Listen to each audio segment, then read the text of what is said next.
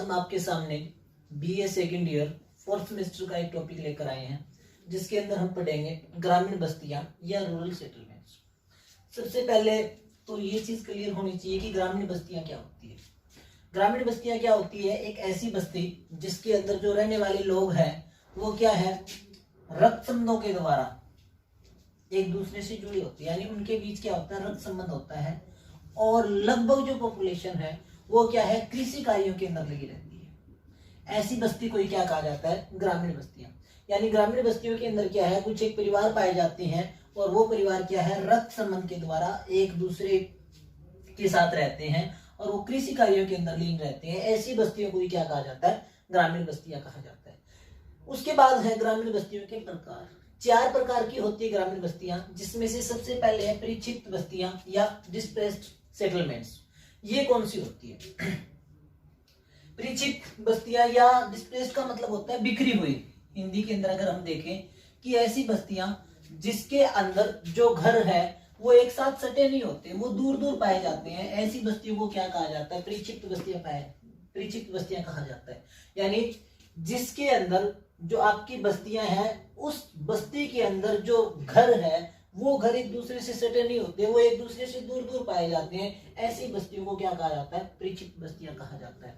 ये बस्तियां कौन से क्षेत्र के अंदर पाई जाएगी, जहां जनसंख्या विरल होगी, जनसंख्या कम पाई जाएगी और क्षेत्रफल आपका ज्यादा होगा। जैसे अमेरिका है, कनाडा है, ये जो कंट्रीज है, इन कंट्रीज के अंदर क्या है, पॉपुलेशन कम है लेकिन जो एरिया वो बहुत ज्यादा है।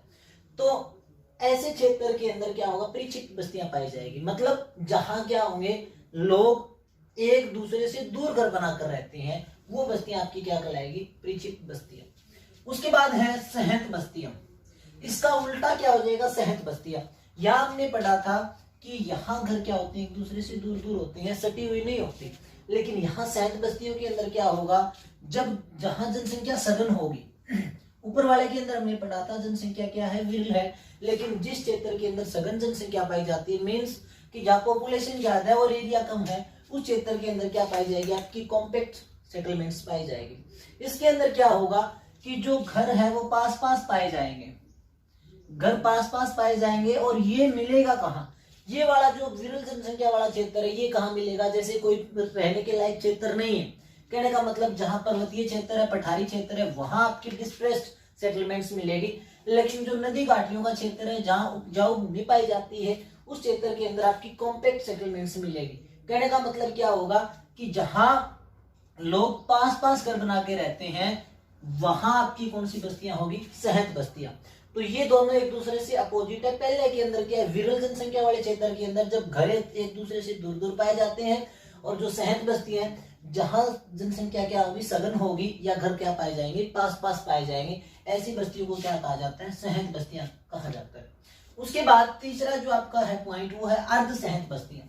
अब इन दोनों के बीच की वो क्या होगी, अर्ध सहंत बस्तियां होगी। कहने का मतलब जिसके अंदर जो बस्तियां हैं वो एक दूसरे से ज्यादा दूर भी ना हो और ज्यादा पास भी ना हो, ऐसी बस्तियों को क्या कहा जाता है, सेमी कॉम्पैक्ट सेटलमेंट्स कहा जाता है। इसके अंदर होता क्या है कि जब किसी क्षेत्र के अंदर जातिगत भेदभाव ज्यादा होता है, जातिगत भेदभाव होने के कारण क्या है, जाति के आधार पर कुछ एक लोग जो क्या करते हैं, एक दूसरे को ऊंचा या नीचा मानते हैं, वो एक दूसरे से अलग रहना शुरू कर देते हैं। मान लो ये क्षेत्र है उच्च जाति वाले क्षेत्रों का, ये निम्न जाति वाले क्षेत्रों का। तो यहाँ 2 प्रकार की बस्तियां हो गई। एक तो ये जो उच्च जाति के लोगों की है, और दूसरी कौन सी, निम्न जाति के लोगों की जो बस्तियां हैं। ये इस प्रकार की जो बस्तियां हैं वो अर्ध सहंत बस्तियां कहलाएगी। अर्ध सहंत बस्तियों का मतलब क्या है कि ये न तो ज्यादा एक दूसरे से ज्यादा दूर है और न ही एक दूसरे के ज्यादा पास है, तो इनको क्या कहा जाएगा, सेमी कॉम्पैक्ट सेटलमेंट्स। धीरे धीरे ये वाली जो बस्तियां हैं सेमी कॉम्पैक्ट, ये किसके अंदर बदल जाती है, सहंत बस्तियों के अंदर है वो बदल जाती है। उसके बाद लास्ट है पल्ली या पूर्व बस्तियां। छोटा क्वेश्चन कई बार पूछा जाता है, हेमलेटेड इनको बोला जाता है। ये कौन सी बस्तियां होगी? कई बार क्या होता है कि जो गांव होता है, गांव से कुछ दूरी पर कुछ एक लोग हैं वो अलग मकान बनाकर रहना शुरू कर देते हैं। मान लो यहाँ कोई मकान बन गया, फिर यहाँ कोई मकान बन गया, फिर यहाँ कोई मकान बन गया। जैसे जैसे यहाँ पहले एक घर था, फिर 2 हुए, फिर 3 हुए, ऐसे ऐसे क्या है घरों का आकार है वो बढ़ता जाएगा। ऐसी बस्तियों को क्या कहा जाता है, पल्ली या पूर्वा बस्तियां कहा जाएगा। या हिंदी के अंदर हम देख लें सीधा हमारी देशी भाषा के अंदर ढाणी जिसको बोलते हैं, यानी गांव से अलग ही लोग रहना शुरू कर देते हैं, ऐसी बस्तियों को क्या कहा जाता है, पल्ली या पूर्वा बस्तियां कहा जाता है। तो ये थे ग्रामीण बस्तियों की 4 प्रकार। इसके बाद है ग्रामीण बस्तियों की स्थिति को प्रभावित करने वाले कारक। मतलब क्या है कि जो ग्रामीण बस्तियां हैं उनका विकास किसी स्थान पर ज्यादा होगा और किसी स्थान पर कम होता है, उसको प्रभावित करने वाले कारक कौन कौन से, फैक्टर्स कौन कौन से हैं। तो इसको हमने 2 भागों के अंदर बांटा है, पहला है भौतिक कारक और दूसरा आपका मानवीय कारक। भौतिक कारक के अंदर जो पहला मैंने पॉइंट लिया वो है जल की उपलब्धता। मतलब क्या है कि जल एक महत्वपूर्ण संसाधन है और हम क्या करते हैं अपने दैनिक जीवन के अंदर जल का बहुत से कार्यों के लिए प्रयोग करते हैं, जैसे पीने के लिए, पशुओं के लिए, कृषि के लिए भी हम क्या करते हैं, जल का प्रयोग करते हैं। तो मनुष्य क्या करता है, उस स्थान के ऊपर ही रहना पसंद करता है जहां क्या है, प्रचुर मात्रा के अंदर जल पाया जाता है, चाहे वो धरातल के नीचे है चाहे धरातल के ऊपर है।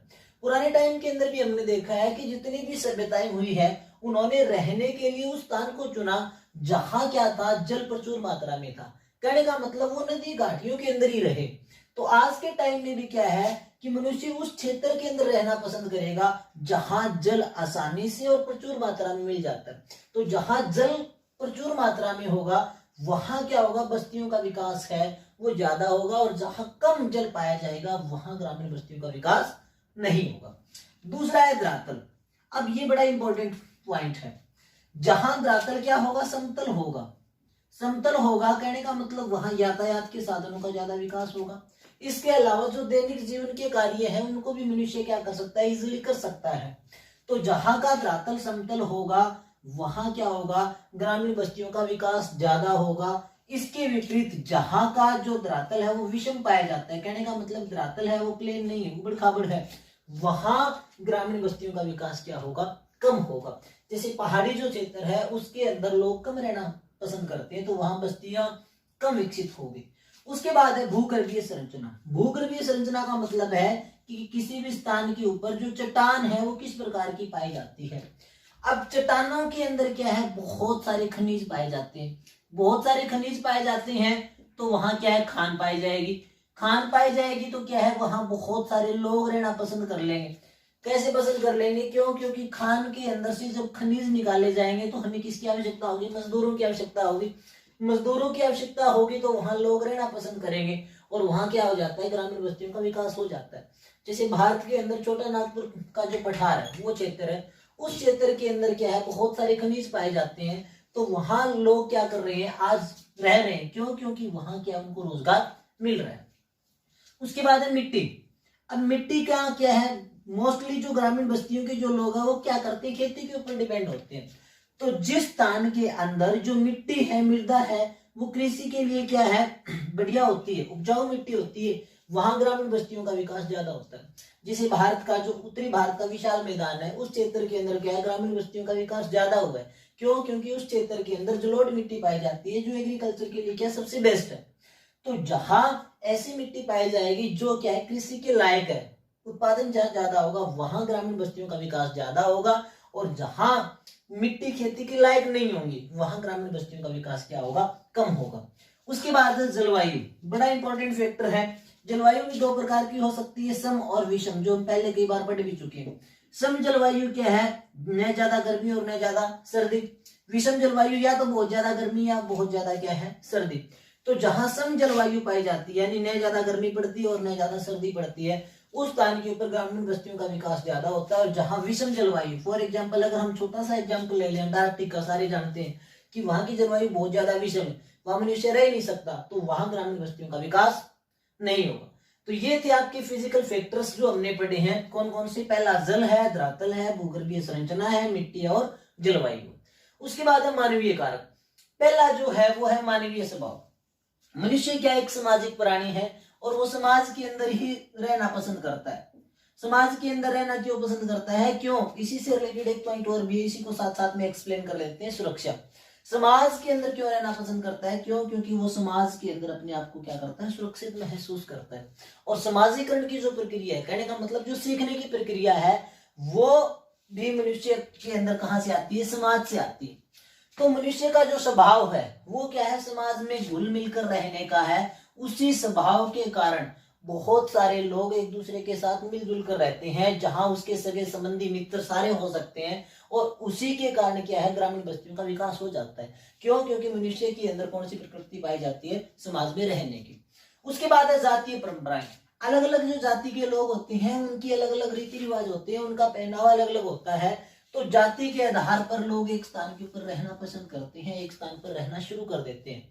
उनके कारण भी क्या हो जाता है, ग्रामीण बस्तियों का विकास हो जाता है। कई बार हमने देखा है कि कुछ एक गांव जाति के आधार पर बस जाते हैं। क्यों? क्योंकि उनके रीति रिवाज सेम होते हैं और उन्हें उसी जाति के आधार पर ही उस गांव का नामकरण तक भी हो जाता है। तो दूसरा जो फैक्टर है वो जातीय परंपरा है।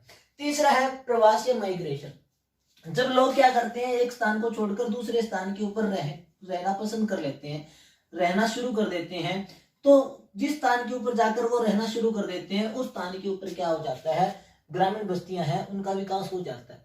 जैसे बहुत सारे लोग हैं, यूरोप के बहुत सारे लोग थे, उन्होंने क्या किया था, यूरोप को छोड़ दिया था, अमेरिका और जो आपका ऑस्ट्रेलिया और न्यूजीलैंड है उस क्षेत्र के अंदर उन्होंने जाकर रहना शुरू कर दिया था। यानी उन्होंने क्या किया था, प्रवास किया था, जिससे जो ऑस्ट्रेलिया और न्यूजीलैंड है वहां क्या हुआ था, ग्रामीण बस्तियों का विकास हुआ था।